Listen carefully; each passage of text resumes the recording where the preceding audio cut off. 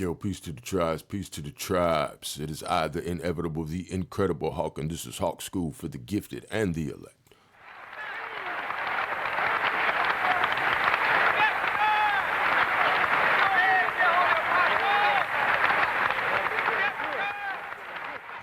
Now, I honestly don't know where to start with this build. All right, this is long overdue. What we're seeing here, all right, is very diabolical. All right, very, very diabolical and disturbing. Subscribe to the Unconquered Tribe. You are now live with the incredible host. Wow, This Indian is Hawk TV. School for the gifted and the elect.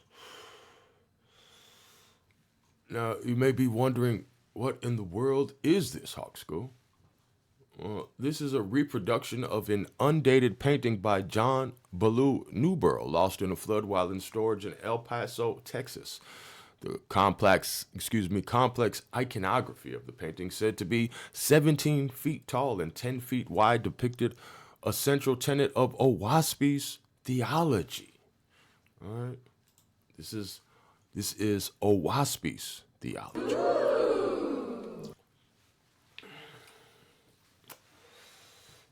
Now, I'm just trying to understand who this guy down here in the bottom left corner, all right, with his doing the one hand, the one-eyed Illuminati gesture, okay? Who is this guy? This is very disturbing, all right? And we'll see later by some testimony of a faithist, all right, who says that John Newbrough did all these paintings and drawings of his. All right, we also have some of his drawings. I don't know if we'll include them in this build or if it'll be in part two. If there will be a part two, we'll see how it goes.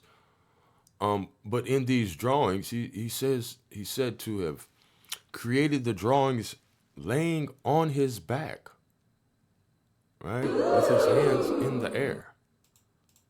No did it. These people. I digress. The complex iconography of the painting, said to be 17 feet tall and 10 feet wide, depicted a central tenet of Oahspe's theology, that Christianity, all right, was founded when a powerful spirit usurped and distorted the teachings of the Jewish prophet Joshua.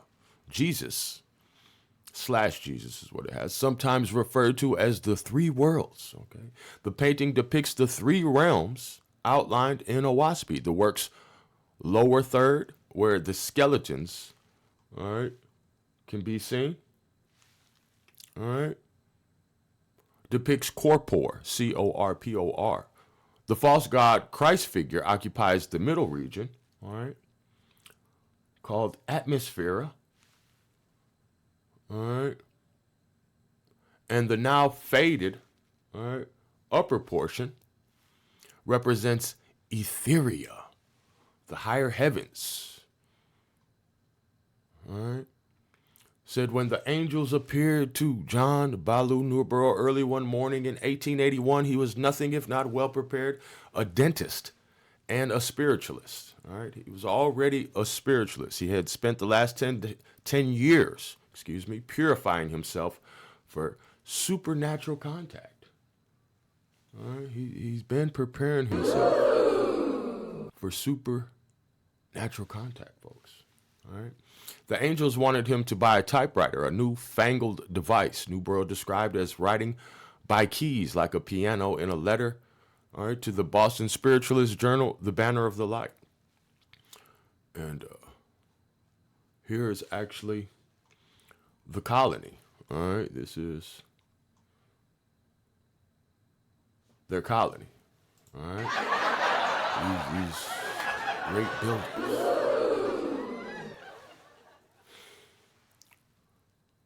Let's start there.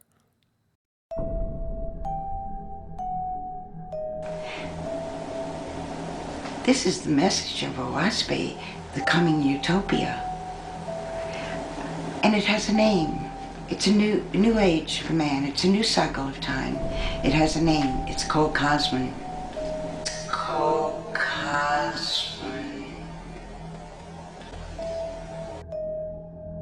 guy's name. It's something Hawk. And it may sound stereotypical, but dude looks like he's done some time. And sounds like he's done some time.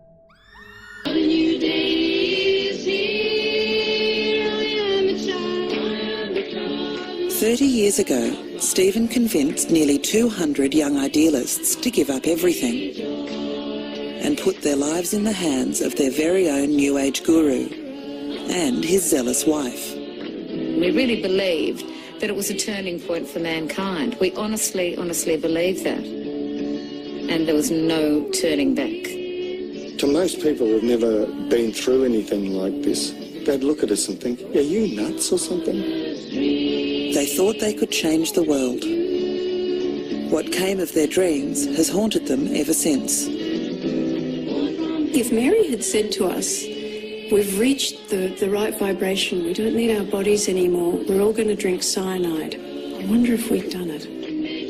People allowed themselves to be controlled and manipulated. People who absolutely believed in what was happening have been lost ever since.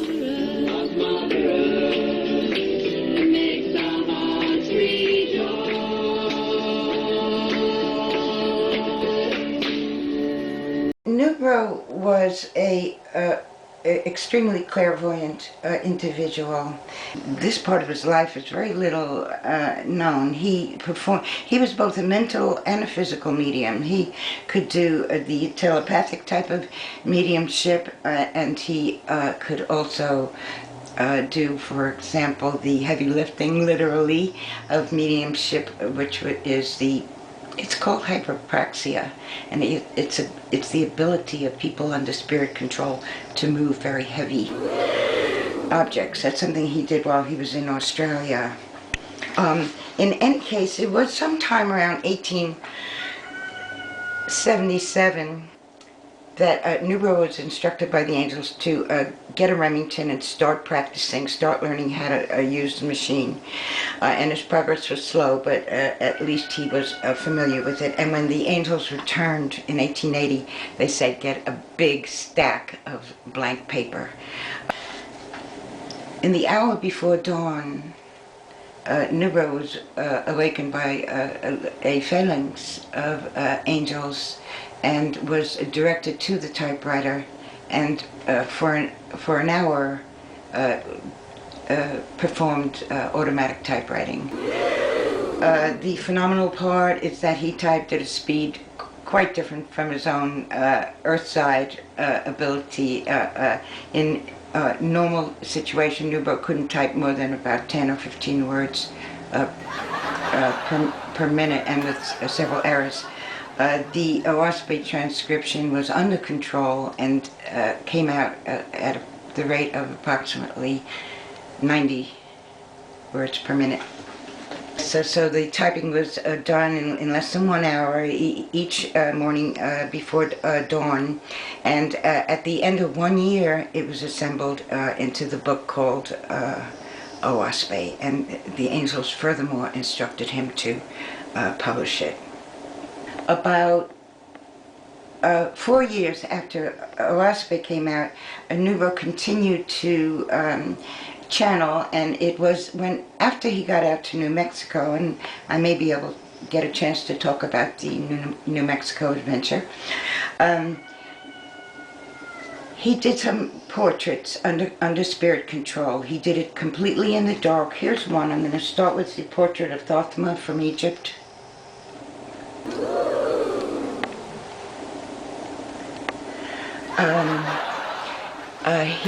He did the portraits under spirit control. He completely in the dark, using both hands, and get this, lying on his back. That's what the record says, lying on his back, using both hands in the dark. All of the prophets of all time were painted by Newbrough in this fashion. I only had one other handy to show, and this is Zarathustra, who was the first prophet of man 9,000 years ago in Persia. He was of the giant race. He was 9 feet tall, a gentle giant. That's Zarathustra. So that was part of Newbrough's gift, or what he channeled. After Oahspe came out in the fall of 1882, they started, the people that the book attracted, who were called faithists, started getting organized and needed a camp, needed a place to bring on the new era. And one of their first locations for that was Pearl River, New York, which is just up the Hudson a bit. You know, I lived there myself in 1975, 1976, before I ever got Oahspe. I got Oahspe in 1981. Okay, there's a big story here with the Great Age of Spiritualism and how Newbrough figured in it, but that's all told in the book. The Pearl River camp eventually became the property in New Mexico, in the Las Cruces area. That's where Newbrough and his gang of faithists moved out of Uz, what we call Uz, meaning the worldly world, to set up their own colony. That was in 1884 that it happened. And the purpose, the mission of the Faithist Society was to bring in orphan children, was to set up an orphanage. The main characters were Frances, who was the second wife, and Andrew Howland, who found out about Oahspe just after it came out and became John's lifelong partner. This is Andrew Howland, and this is his main sidekick. See, Howland was from this very wealthy New England family, but they were Quakers, so there was a Quaker background there, and so they were very progressive in mind and spirit. But he himself was a businessman. He was in the wool trade, and he was just returning from Europe when he while he was in New York before returning to Boston. He stopped in at his favorite book dealer, and he said, "Anything interesting come out?" And the dealer said, "Yeah, there's this new Bible came out." You know, it was really, I think, just that same season. Andrew took interest, bought it, and started reading it, and became a fanatic to read it and get through it. The following spring, made acquaintance with John Newbrough, and he was the money man. So he made the New Mexico project possible. And when John died unexpectedly in 1891, Howland took over the project and even took over the wife. And that was the same year they republished the second edition of Oahspe, and that's known as the 1891 edition. They worked all year on the new edition. A lot of fuss has been made by the Faithists over the years about what happened at that Shalam community in New Mexico. In a lot of ways, it was a disaster. In a lot of ways, it was a disaster. Don't you want to become a cult leader? Since the death of God, there's been a vacancy open. You could fill that void. Here's how. Structure your cult like an onion with the most benign and helpful features on the outside and the most controlling, kooky, and evil parts at the secret inner core. Use deception. Don't tell them who you really are. Lie. Leave out important information or distort information. Are you trying to recruit me? No. I'm just trying to share something meaningful with you. Establish front groups. We're a Bible study group. We're a management course. We're a meditation center. We're a world peace organization. We're a personal development center. We're a drug rehab center. Promise to fulfill their dreams. Don't you want a world of unconditional love and brotherhood? We have the secrets to self-improvement. You can join us and be special. Join our elite mission to save the world. We can teach you special powers. Personal power. Psychic power. Past life connection. telekinesis. Do you or a loved one need help leaving Oahspe, Bible? That Newbrough was the person who brought Oahspe into the world. So the question then is, what is Oahspe? I was before I came to you today, I just took a quick look at this book I wrote, and I found something quoted from the Government and Laws of the Fraternities of Faithists. These are books that the Faithists themselves wrote up as guide for living. This is the message of Oahspe. This is the message of Oahspe. The coming utopia. And it has a name. It's a new age for man. It's a new cycle of time. It has a name. It's called Kosmon. No! God, please, no! So no! that's 1849, according to Kosmon Cal. I thought it was 1848. But these were just kids that started out pulling tricks on their mother, and they figured out a way to pop their toe while they had their foot on a wooden floor, and it resonated through the house, a wooden house. And so people were sold the idea that you could talk to the dead by communicating through knocks. There'd be 1 for yes and 2 for no. And it started like that. It was just a joke among kids, two sisters. Literally thousands of published reports referring to the Fox sisters as frauds. You may have seen many of them. All these reports continually refer to the year 1888, when Maggie Fox confessed to a journalist working for the New York World newspaper and to a packed audience at New York's Academy of Music Assembly Hall that she and her sisters are frauds, that they do not possess the ability to communicate with spirits, and that the rapping and knocking sounds coming from spirits were created by cracking the joints in their toes. And Maggie gave a demonstration of how that was done while on stage in the Academy of Music Auditorium building. And you have to remember the time that the Fox sisters were living was in a few years, we had the Civil War, and just about every family east of the Mississippi had lost somebody in their family during the Civil War. So when somebody comes along and says, hey, you can go in a seance and talk to Uncle Benny or Aunt Ida, some people were all for it. Not everybody thought it was possible. Some people were skeptical, but some people that were missing their relatives, or their relatives had died off in some strange way or something, they wanted to talk to them. And there was a ready cadre of people that were willing to take advantage of them and charge them money to talk to their dead relative. And this went on to from 1848 to 1888. So you have to remember that Newbrough came along in 1881. This is just a few years after the Civil War. And this Fox sisters spirit communication is already established. And these two girls and their aunt are traveling out, back and forth between the U.S. and Europe, doing these stage shows, Talk to the Dead stage show. Dr. Sir speaking.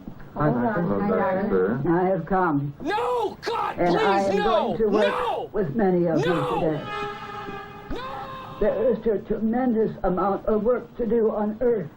Oh, yes, Doctor. There is going to be a terrible uprising, back and forth, back and forth. This is an explosion. Like astrology, communication with the dead is a traditional occult belief. This woman is a medium. In this seance, she is attempting to contact spirits who, she says, speak through her to friends and relatives. A seance is often very dramatic, but how do we know that the voices we hear are really those of the dead? People sometimes let their own wishes color their judgment, especially on such an emotional subject. Talk to the Dead stage show. So this is when Newbrough came along, and actually he was a skeptic of spiritualism for some 15 years. And then in, I think it was 1877, Madame Blavatsky all of a sudden comes up with this, I think it was a Secret Doctrine or Isis Unveiled. I forget the exact one that was first.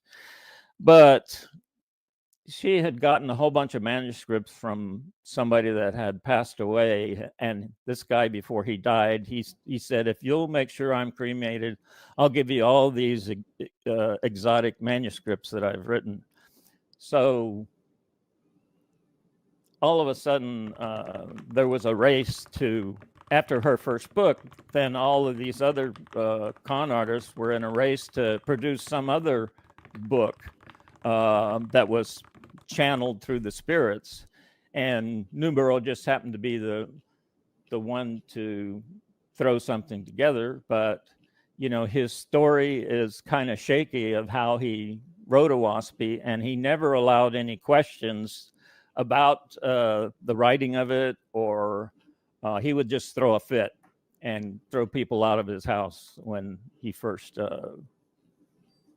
published Oahspe. So, but this was the time we were living in. People were, instead of talking to their dead relatives, now they were Blavatsky was talking to high-ranged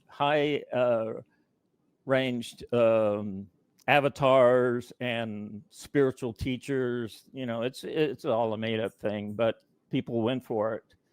And so Newbrough comes along, and he goes one further and says, well, there's a whole federation of these angels that govern the universe, and here it is in this book. They came and talked to me, you know. And so that's, you know, that's how it got started. But unfortunately, a lot of people got recruited in 1882, 1883 into a group that finally went to New Mexico. It sounds very like a ideal situation where you live in this utopia and you've got God's prophet and all this stuff. Well, the Newbrough was very abusive to these people, and once you got there, you had to turn all your property over to Newbrough, which meant cash. And if you own property, you turned that over to his cohort, Andrew Howland. You signed over your lease, you signed over your mortgage to your farm to Howland. So they were running a real estate scam there, taking cash. Newbrough got the cash, and Howland got the people's farms. So when people would ask, how come Howland, who was a multimillionaire, doesn't have to turn all of his things over to the colony? And Newbrough would say, well, he's not consecrated, so as soon as he becomes consecrated, he'll turn over everything. Well, actually what was happening was John Newbrough was going through a divorce, and he didn't want to own anything. So he was delaying anybody taking possession of this colony of people until his divorce was over. There was a rebellion at that colony in 1885 where people found out about this scam, because Newbrough was saying, oh, the property is held in a communal corporation and the paperwork is at the courthouse in a secret file. Well, there's no secret files at the courthouse. Everything's available for viewing. You just go talk to the county clerk.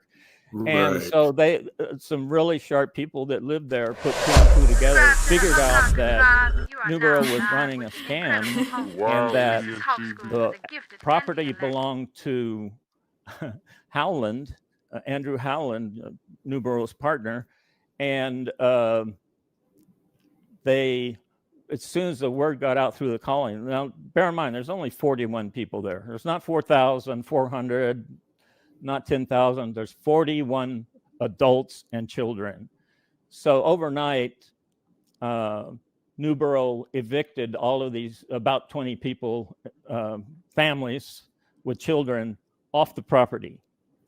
So these people ended up in Las Cruces trying to get back to their homes with no money. He didn't give them any money. They had turned all over, one guy, Ellis, turned over $10,000 in cash to Newbrough, and his son turned over $600. And when they were thrown off the property or evicted, they had no money. And so they're stranded in Las Cruces, New Mexico, and they can't get back to anywhere. And there was a big fight there between Ellis and Newbrough. Ellis said, "You have to sign that property back over to me." And Newbrough and Howland were saying, "Well, give us 2 weeks. We'll figure it out." And he said, "No, you figure it out now." And he says, "Well, give us 1 day and we'll figure it out." And he says, "No, you sign it over right now." He says, "Well, give us a couple of hours." And he said, "No, you sign it over right now or there's going to be hell to pay." So Newbrough relented. He signed over the property to Ellis and gave the $600 back to his son. He didn't get his $10,000 back. He got about $1,200 back through the courts. And they left the colony along with 18 other people. And within a year, Ellis and 2 other families had established a growing vegetable, a successful vegetable farm in Las Cruces, and was doing great, supplying vegetables to groceries, where Newbrough couldn't grow a weed on that property in the whole time he was there until the time he died. Everything died over there. And so it's a very complicated story. And, I can't touch on all of the stuff that went on, but you have to remember, this is a time where we're right after the Civil War. People are still in mourning for their loved ones who died in the Civil War. And here comes the Fox sisters. Oh, we can talk to Mama, and we can talk to Daddy, and we can talk to Brother Bob. And so this was the time we lived in, or they lived in. And so here comes Newbrough and Blavatsky. Well, Blavatsky's channeling all these ancient masters, and Newbrough just does her one better and said, "Oh, here's the whole universe. Here's how the whole thing works." And so it's a long, convoluted story, but when you read Oahspe, if you know what scientific racism, it's very blaringly evident that this is a racist book written by somebody that was either a white European or a white American with a very racist viewpoint. It's not evident when you pick it up, but I had no idea that what was going on until I started studying scientific racism, and then all of a sudden all the lights went off, all the glaring red lights on the Oahspe. It's just this thing is the most racist thing I've ever come across. The Indians' ancestors, due to climatic and environmental conditions, gave birth to dark-skinned children. The Book of Mormon gave a different solution. The Nephites were described as a white and delightsome people, but the Lord eventually cursed the Lamanites with a skin of blackness for their wickedness. Shortly after the Nephites and Lamanites separated, Nephi states that the Lord caused the cursing to come upon them, yea, even a sore cursing, because of their iniquity. Wherefore, as they were white and exceeding fair and delightsome, that they might not be enticing unto my people, the Lord did cause a skin of blackness to come upon them. And cursed shall be the seed of him that mixeth with their seed, for they shall be cursed even with the same cursing. Thus, the Book of Mormon explains how a people of Jewish descent became dark-complexioned. The Nephites were continually harassed by the Lamanites until late in the 4th century CE, when the Nephites were driven by the Lamanites into the land northward, where, like the mound builders, they were destroyed in a region described as having large bodies of water and many waters, rivers, and fountains. With a burial mound in nearly every cornfield, or so it seemed to Joseph Smith's contemporaries, the Book of Mormon's warning to Jacksonian America, repent or be destroyed. Do you or a loved one need help leaving Oahspe Bible? Race is not mixing, right? You ain't tell us that. You're saying that this is good for our people. Oahspe gang. And it came to pass that a fourth race rose up in the world, and it was mongrels, being dark and short and less noble. The Eons were red and brown and tall and majestic. The Eons small and what? The Eons, the master race, small and white and yellow. And Jehovih put these marks upon them. His people, his peoples, that the races might be read in 1,000 of years. Okay, now check. Okay, now it stops right here. When these Oahspe people came to you the other day, the other previous time, did they tell you about these races? Press 14 if they never told you about these races. What's up, tall guy? What's going on? I thought you destroyed this by going right to the original source of this BS.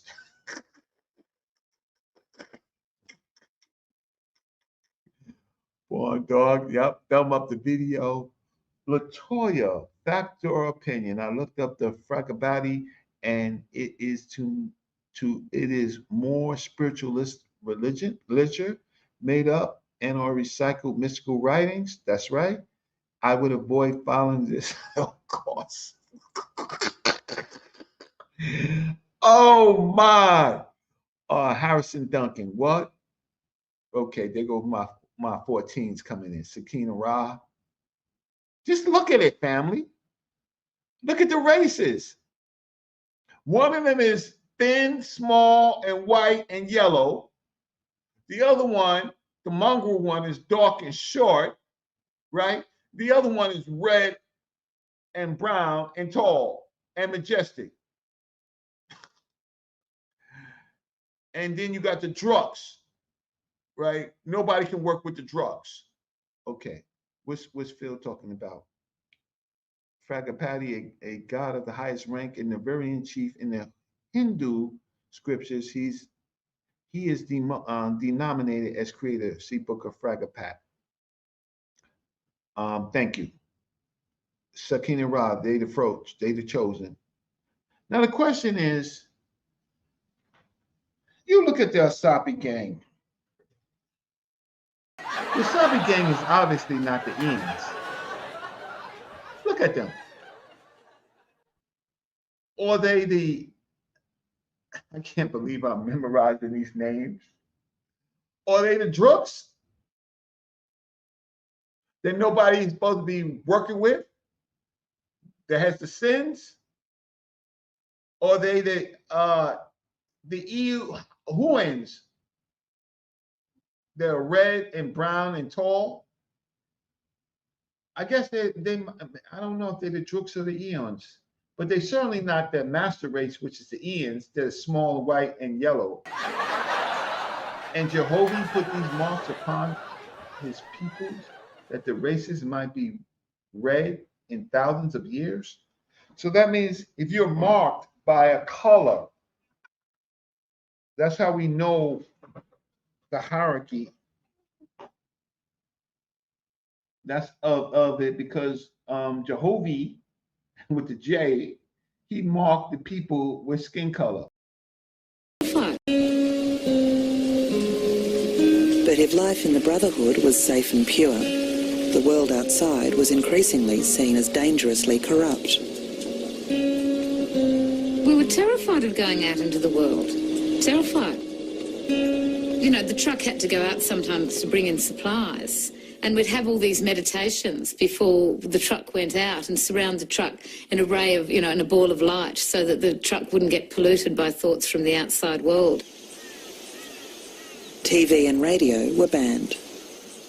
Believing they had all the answers, the Brotherhood had cut themselves off from the rest of society. With Guru Fred at the helm, they were heading into uncharted waters. Fred was a farmer who'd been bankrupted by the Great Depression.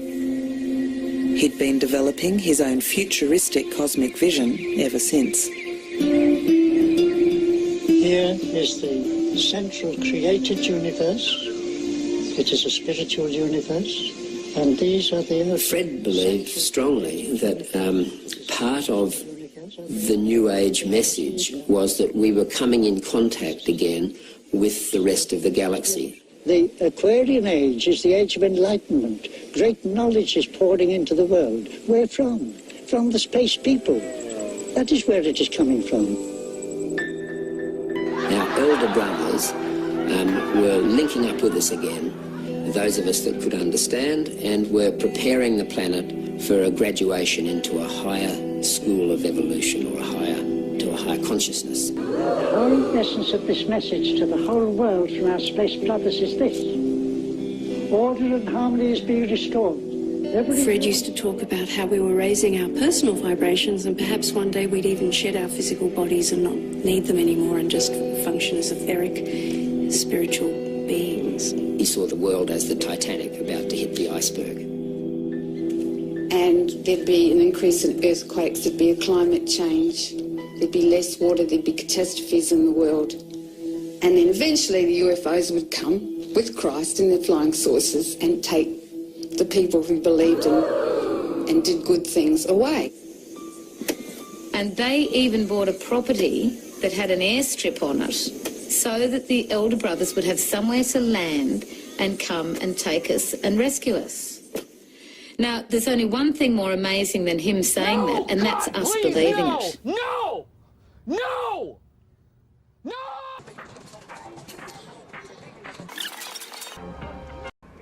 Y'all want to see a dead body? Yeah. His daddy blasted somebody last night. Really?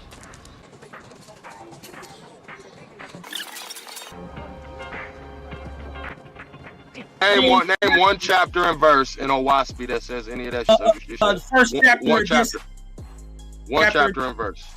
First of all, it's a book. The Book of Discipline, chapter 1. Terrible. Says man is a god.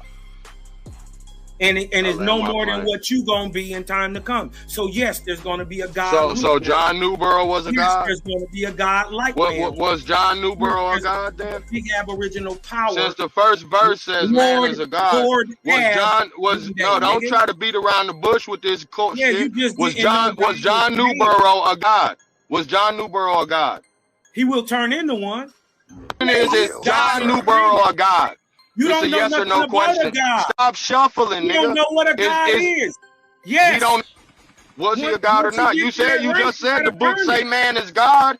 He the man the book came through. Is John Newbrough? Is John Newbrough a god? It's a yes or no question. Stop shuffling. Was John Newbrough a god? Was John Newbrough a god? He will turn into one. Is John Newbrough a god? It's a yes or no question. Stop shuffling. Yes. Was he a god or not? You just said the book say man is God. He the man the book came through. Is John Newbrough? Is John Newbrough a god? It's a yes or no question. Stop shuffling. Yeah. They stink.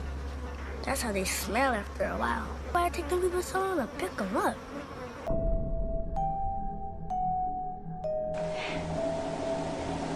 This is the message of Oahspe, the coming utopia. And it has a name. It's a new age for man. It's a new cycle of time. It has a name. It's called Kosmon.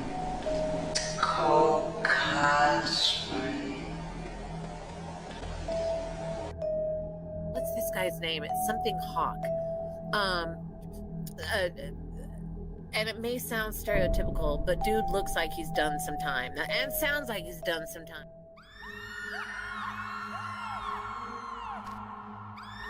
Jehovah said, "Have faith in thy Creator, and a good work done unto my little ones, behold, I will provide. Whatever thou dost unto them, even so dost thou unto me, wherein thou shalt not fail. Neither shalt thou strive to teach any adult man or woman who is without faith in me. Behold, my people are infants in this era."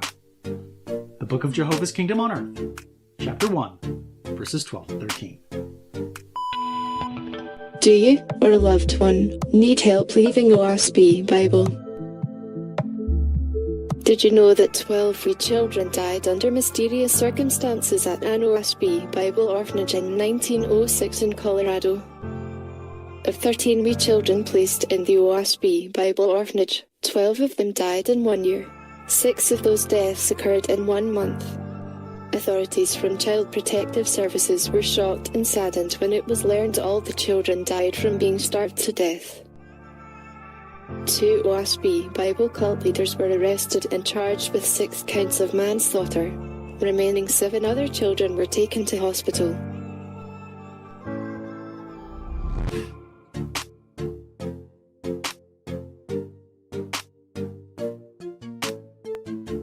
What's weird is, right? School is the only person in world's history who is making this ridiculous goddamn claim. Everybody knows that Islam originated in the Middle East. And the zone is written that the righteous shall inherit the kingdom.